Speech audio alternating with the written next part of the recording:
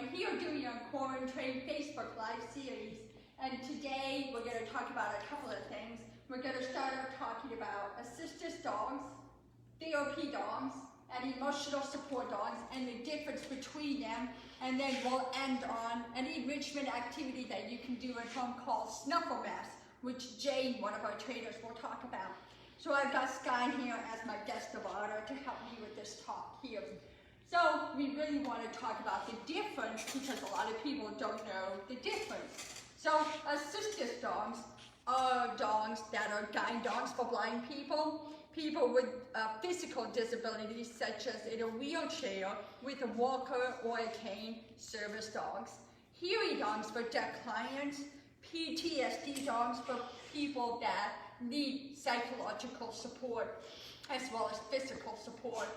We got diabetic alert, seizure response, autism dogs as well. So there's a variety of dogs, which is why they're called assistance dogs, which is an umbrella that covers a bunch of them. Now, assistance dogs are trained to have skills to help the client with their disability. So that is the biggest difference in what an assistance dog is. It only serves one partner. So the service dog cannot be passed off to multiple people. Only one person is in charge of that dog, and there's a very bonded relationship. And they have public access everywhere. So each service dog undergoes specialized training. It's not something you could just train your dog at home and say, yay, you're a service dog now. No, that is not the law. You get it trained, specialized for what the disability is for yourself or for someone else, and that dog is bonded with that person to go anywhere they need them to go to. Therapy dogs go through a canine good citizen class, so they do need to have good manners, and they get certified by an actual trainer from a training facility to say, okay, they can now be a therapy dog, and they have to undergo some community hours with their handler to qualify as a therapy dog before they can venture out on their own. And they are limited public access, such as hospitals, nursing homes, schools, or special facilities that have asked you to come in with your therapy dog.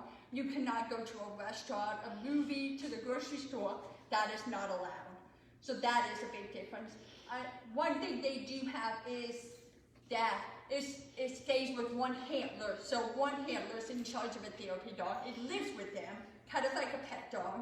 And its sole purpose is to provide emotional comfort and support to people that need it. Like people in nursing homes, they just want to see a furry companion to make their day better. Or children in a hospital that's sick with cancer, a dog can brighten their day. Now, emotional support dog is a pet dog that people like to just travel with or pretend it does something for them. It has no skills, and most of the time they have had no training. So I am not talking down on emotional support dogs because I know they do help certain people with emotional needs, but it's kind of like a teddy bear. So it's just there to provide emotional support for you. And the laws are changing over the years about what distinguishes an ESA from an assistance dog and what the qualifications are. So they're going to start cracking down on that. So please be mindful of what the differences are, and emotional support dogs have no public access. We have seen them in airports or in different traveling avenues.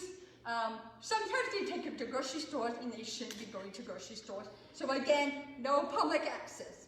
Now, I want to demonstrate what an actual assistance dog does. Skills. So, Sky, here. Leash. Yes, good boy. Come right close. Good boy. Now, I walk with the cane, and I've dropped my cane. Get it?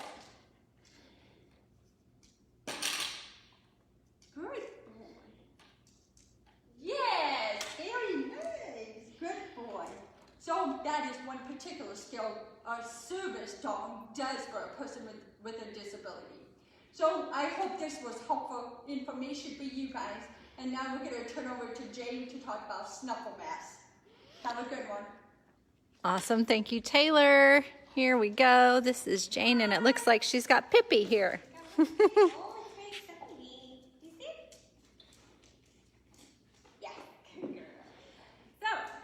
Today we're going to be talking about Snuffle mats and how you can actually make your own or kind of creatively come up with some things around the house that will work as Snuffle mats. So the idea behind a Snuffle mat, you can get up close here.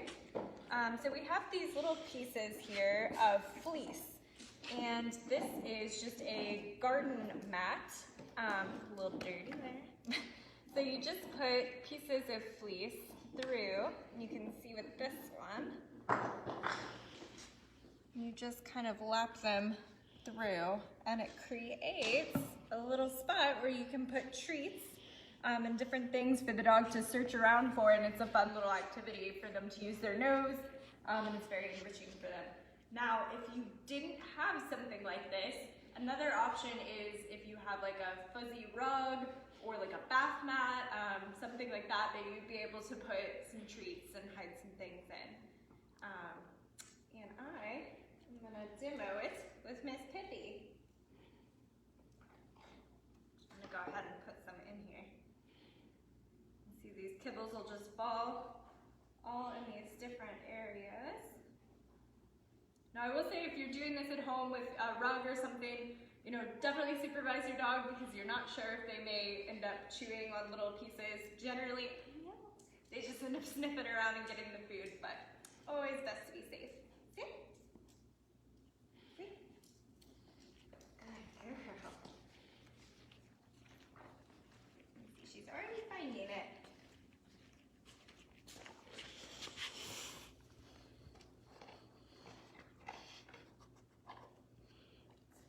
Just really having to use your nose there. Something that's interesting about when dogs use their nose, you don't think about it, but when they actually use their nose like that, it does help wear them out. So that's another benefit of feeding your dog or treating your dog this way, is you're going to help get some of that energy out. So if you are quarantined or it's a rainy day, it's a great way to enrich your dog.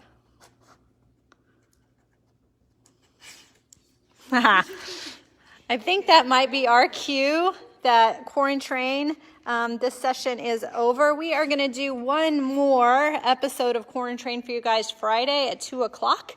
And then we will be heading back into doing more assistance dog focused videos, more like once a week, because that's what where our real passion is here at Service Dogs Inc.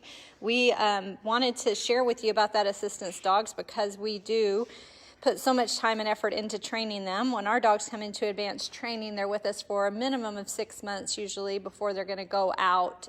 So it really does require a lot of training to get these guys helping their personalized and a client that we do custom train that client for. So if you want to help us out with that, please donate and check back in with us next week to see when we're going to be posting some awesome training videos. Thanks, guys. Bye.